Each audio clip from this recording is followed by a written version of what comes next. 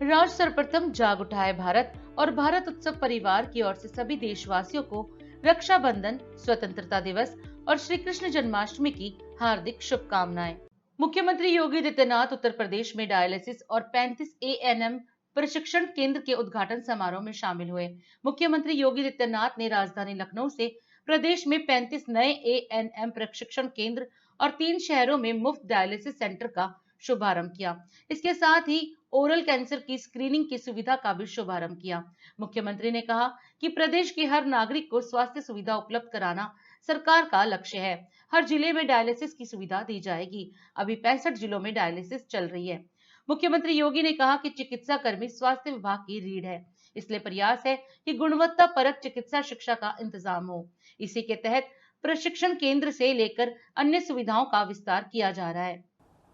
मैं सबसे पहले स्वास्थ्य विभाग को आज 3 प्रकार की बेहतरीन स्वास्थ्य सुविधा को प्रदेश की जनता के लिए उपलब्ध कराने के लिए हृदय से धन्यवाद देते हुए आज़ादी के अमृत महोत्सव के पूर्व प्रदेश के 3 अतिरिक्त जनपदों में फ्री में डायलिसिस की सुविधा उपलब्ध कराने, एएनएम प्रशिक्षण के 35 नए सेंटर का शुभारंभ करने और प्रदेश के अंदर अन्य कुछ महत्वपूर्ण सुविधाओं को प्रारंभ करने के लिए हृदय से धन्यवाद देते हुए प्रदेशवासियों को हृदय से इसकी बधाई देता हूं। आज का ये कार्यक्रम बहुत महत्वपूर्ण मायने रखता है।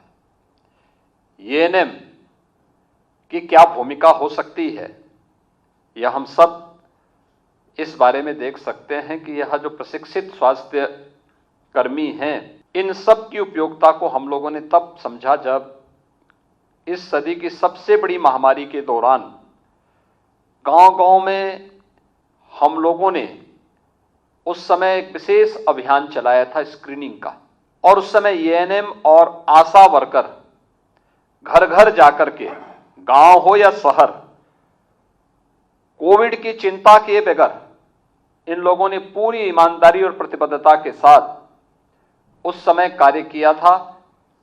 और उस समय अगर हमारे पास प्रशिक्षित स्वास्थ्य कर्मी नहीं होते तो हम कोरोना जैसी महामारी प्रदेश के अंदर एक बड़ी आबादी को इस महामारी से बचाने में हमें सफलता प्राप्त नहीं होती। जितने प्रशिक्षित स्वास्थ्य कर्मी होंगे उतना ही हम बेहतरीन स्वास्थ्य सुविधा को एक आम नागरिक तक उपलब्ध कराने में हमें सफलता प्राप्त होगी। और उत्तर प्रदेश जैसे विशाल आबादी के राज्य में यह एक चुनौती हमेशा बनी रहेगी कि हमारे पास मैन पावर नहीं। हमारे पास पहले से इंफ्रास्ट्रक्चर था, लेकिन 33 वर्ष पहले प्रदेश के एएनएम सेंटर को बंद कर दिए गए। प्रदेश के एएनएम की ट्रेनिंग लेने वाली बेटियों के लिए एक चुनौती थी, क्योंकि अगर उन्हें ट्रेनिंग लेना है तो उन्हें निजी संस्थानों में जाना होता था। जिन परिवारों की आय इसके लिए अनुमति नहीं देती थी, वहां पर वे बच्चियां प्रशिक्षण नहीं ले पाती थी क्योंकि फीस नहीं दे पाते थे। कुछ जगह सरकार के स्तर पर हम सहयोग या स्कॉलरशिप भी देते थे तो भी वो पर्याप्त नहीं हो पाता था। आखिर सरकार उसमें कुछ मामलों में सहयोग करती भी है तो वह एक सीमित होता था। दूर हॉस्टल में उन्हें रहने के लिए मजबूर होना होता था। हॉस्टल का खर्चा अलग, फूडिंग का खर्चा अलग, आवागमन का खर्चा अलग।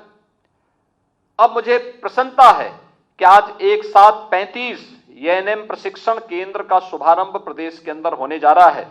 और ये सभी प्रशिक्षण केंद्र, जिनमें 3 में मैंने आज स्वयं बातचीत की, आपने देखा होगा कि वहां पर हमारे पास इंफ्रास्ट्रक्चर भी है, क्लासरूम भी है, लैब्स भी हैं, लाइब्रेरी भी है और अत्याधुनिक सुविधाओं से सुसज्जित इन केंद्रों में हम लोगों ने पूरी जो ट्यूटर हैं, फैकल्टी मेंबर्स हैं, जितने भी वहां टेक्नीशियंस हैं, इन सब की तैनाती करते हुए आज इसे शुभारंभ किया जा रहा है। 35 सेंटर का मतलब एक साथ प्रदेश के अंदर 1700 1750 से अधिक बालिकाओं के लिए 2 वर्षीय एएनएम पाठ्यक्रम में प्रवेश की एक व्यवस्था दी गई है। और मैं चाहूंगा इस विभाग के मंत्री के रूप में हमारे डिप्टी सीएम श्री ब्रजेश पाठक जी स्वयं इस बात को देख रहे हैं कि अगली बार से हम इस बात को जरूर करें कि इन बच्चों के प्रवेश के लिए एक सामान्य इंटेंस एग्जाम के साथ साथ उनकी मेरिट दोनों को जोड़ करके प्रवेश की एक सरलीकरण व्यवस्था अगर हम वहां पर दे दें तो अनावश्यक रूप से किसी भी प्रकार के विवाद से हम उसको बचाने में हमें सफलता प्राप्त होगी। ये व्यवस्था हमें किसी भी संस्था की पारदर्शिता और संस्था को सुचारू रूप से आगे बढ़ाने के लिए, उस शुचिता को बनाए रखने के लिए इसको हमें लागू करना होगा। और यह व्यवस्था निश्चित ही प्रदेश की स्वास्थ्य सेवा के लिए, आर्थिक रूप से कमजोर परिवारों के लिए भी एक बहुत बड़ा संबल राज्य सरकार के स्तर पर होगा। ये 35 सेंटर एक साथ प्रारंभ हो रहे हैं, एक बहुत महत्वपूर्ण कार्य हो रहा है इसके लिए, क्योंकि जो भी बेटियां वहां से पढ़ करके आएंगी उन्हें स्वास्थ्य क्षेत्र में अपने कैरियर को आगे बढ़ाने के साथ साथ सेवा का एक उत्तम अवसर प्रदेश के अंदर एक गरीब नागरिक तक, एक सामान्य नागरिक तक पहुंचाने में मदद मिलेगी। इसके लिए मैं स्वास्थ्य विभाग को बधाई देता हूं। प्रदेश के उन सभी बेटियों को जिन्हें यहां प्रवेश मिला, उन्हें प्रथम सत्र में ही उन्हें बधाई देता हूं।